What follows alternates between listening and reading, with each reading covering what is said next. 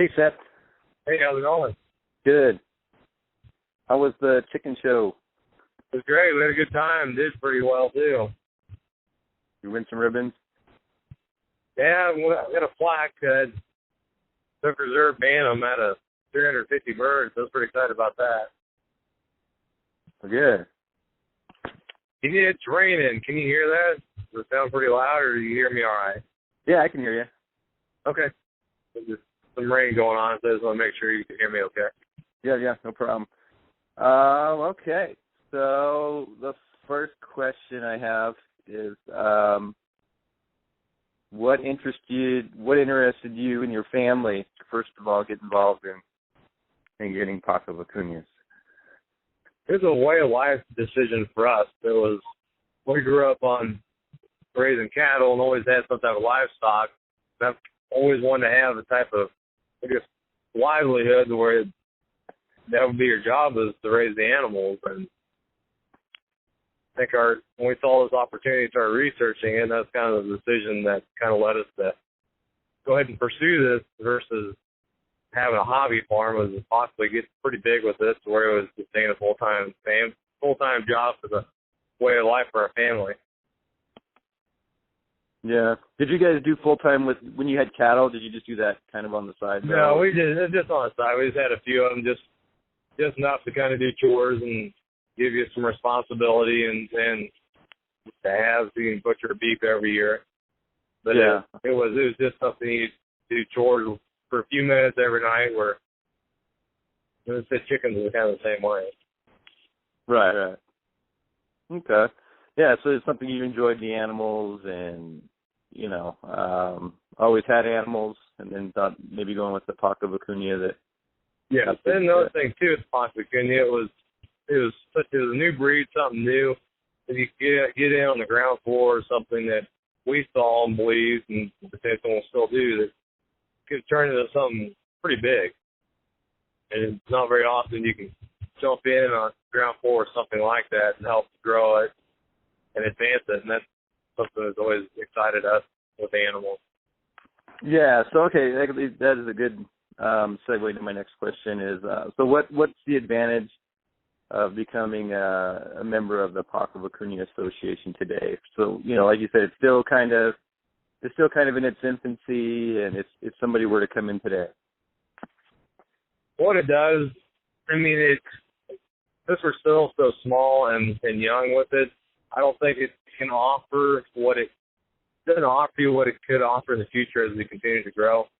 With that, you get your animals, they're registered, or they're DNA tested, so you know for sure the parentage of the animals. And so once you're able to keep them registered, the registered animals got more value to you. You shouldn't. To me, I wouldn't want to buy anything unless it was a registered animal. That way, you know the parentage, and also along with the registered, or what the association is we do EPD testing, and all you got to do is submit your fiber analysis to Yoakum McCall, and from that we collect the fiber results from them and send on to do a herd-wide EPD testing.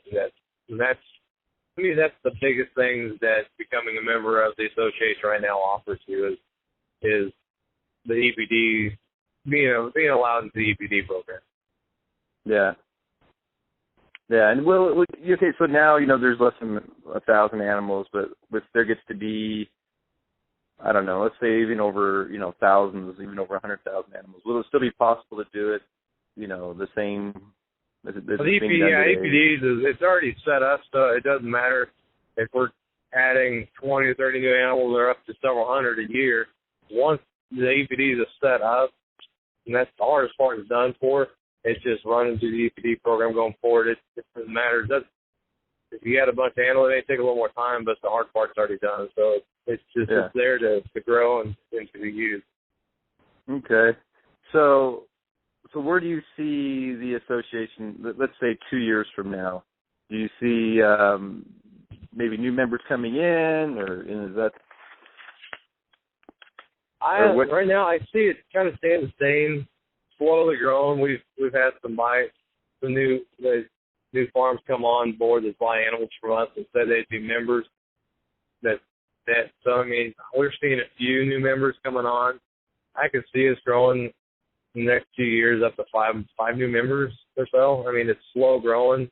We're so small as it is, but I do see it to continue to grow over the next few years, even though it won't be by leaps and bounds.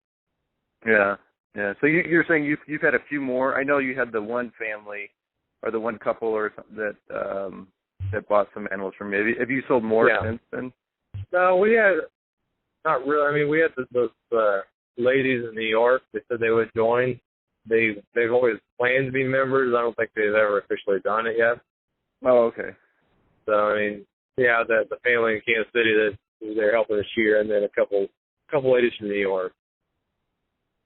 Yeah, yeah. So would they board with you, or do you think they would actually buy their own animals and have them at their place? Or they currently board with us, and we're hoping that, and they know that too, that we're hoping that we can get a farm presence on the East Coast. And then once you get the animals out there, it's a little more accessible for others to come see the animals and see if that's what they want for themselves. Uh-huh. That's something we would love to see is a farm presence out east. Right. And so I guess with anything, when you first start any kind of, any business, any kind of organization, I guess the hardest is, at the beginning. I mean, the good thing is the animals are here. The breeding's good.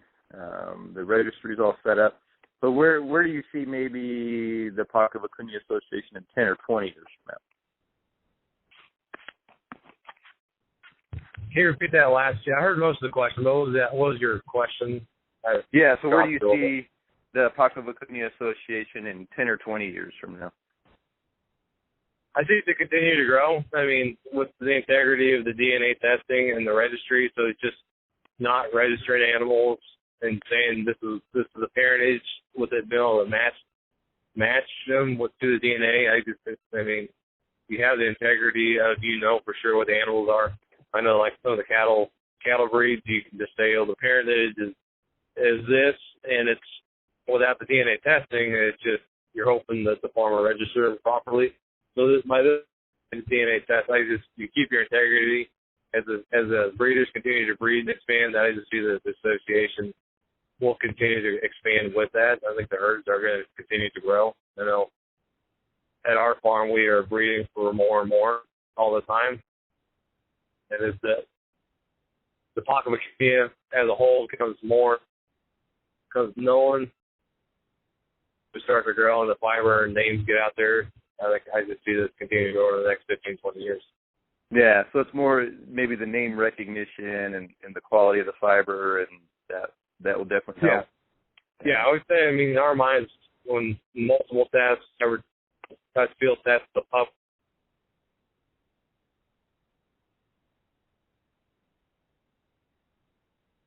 Oh. Hey, Seth, are you there? Hello?